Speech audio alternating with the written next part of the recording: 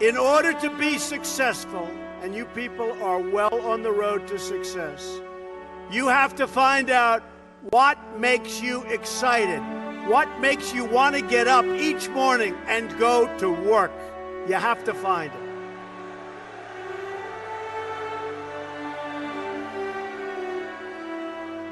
If you love what you do and dedicate yourself to your work, then you will gain momentum. And look, you have to. You need the word momentum. You will gain that momentum. And each success will create another success. The word momentum.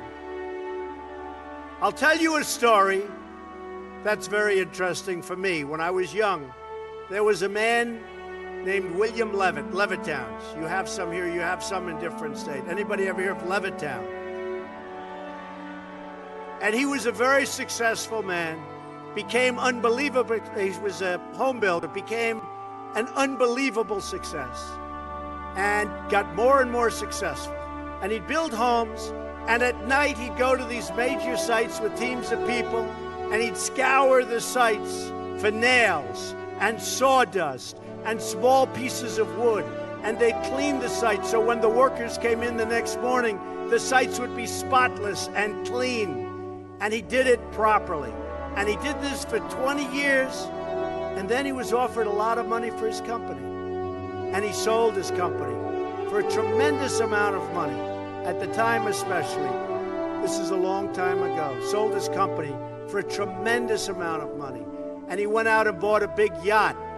And he had a very interesting life. I won't go any more than that because you're Boy Scouts, so I'm not going to tell you what he did. Should I tell you? Should I tell you?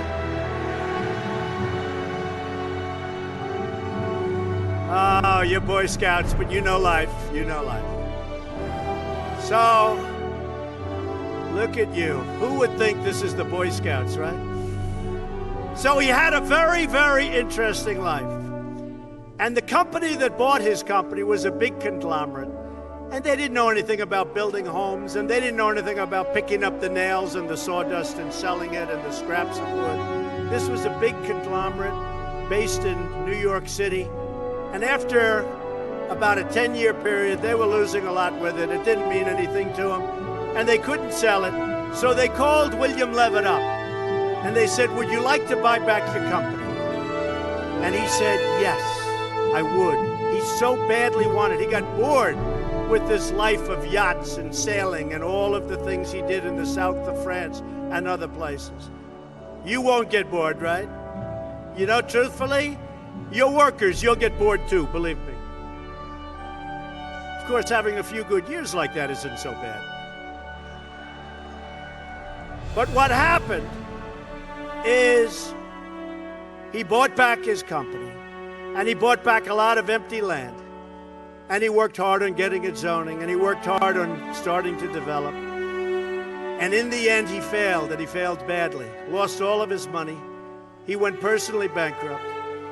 And he was now much older. And I saw him at a cocktail party. And it was very sad because the hottest people in New York were at this party. It was the party of Steve Ross. Steve Ross, who was one of the great people. He came up and discovered, really founded Time Warner. And he was a great guy. He had a lot of successful people at the party. And I was doing well, so I got invited to the party. I was very young. And I go in, but I'm in the real estate business. And I see 100 people, some of whom I recognize, and they're big in the entertainment business. And I see, sitting in the corner, was a little old man who was all by himself. Nobody was talking to him. I immediately recognized that that man was the once great William Levitt of Levittown.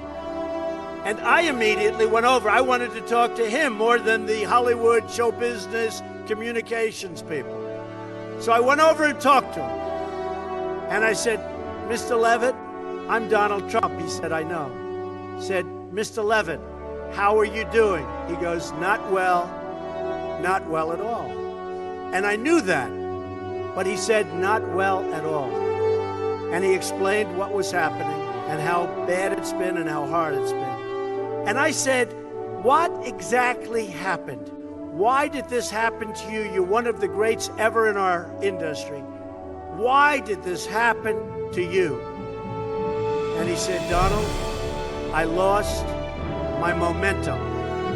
I lost my momentum. A word you never hear when you're talking about success. When some of these guys that never made 10 cents, they're on television giving you things about how you're going to be successful. And the only thing they ever did was a book and a tape. But I'll tell you, it was very sad, and I never forgot that moment, and I thought about it. And it's exactly true. He lost his momentum, meaning he took this period of time off, long years, and then when he got back, he didn't have that same momentum.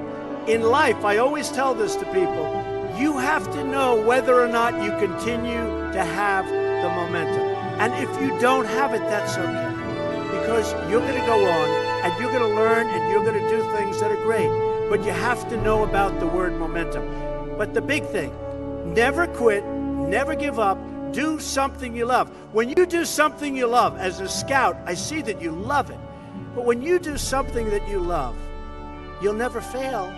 What you're going to do is give it a shot again and again and again. You're ultimately going to be successful. And remember this, you're not working. Because when you're doing something that you love, like I do, of course I love my business, but this is a little bit different. Who thought this was going to happen? We're having a good time. We're doing a good job. Doing a good job. But when you do something that you love, remember this, it's not work. So you'll work 24/7, you're going to work all the time, and at the end of a year, you're not really working. You don't think of it as work. When you're not doing something that you like, or when you're forced in to do something that you really don't like, that's called work, and it's hard work and tedious work. So as much as you can, do something that you love, work hard, and never, ever give up, and you're going to be tremendously successful. Tremendously successful.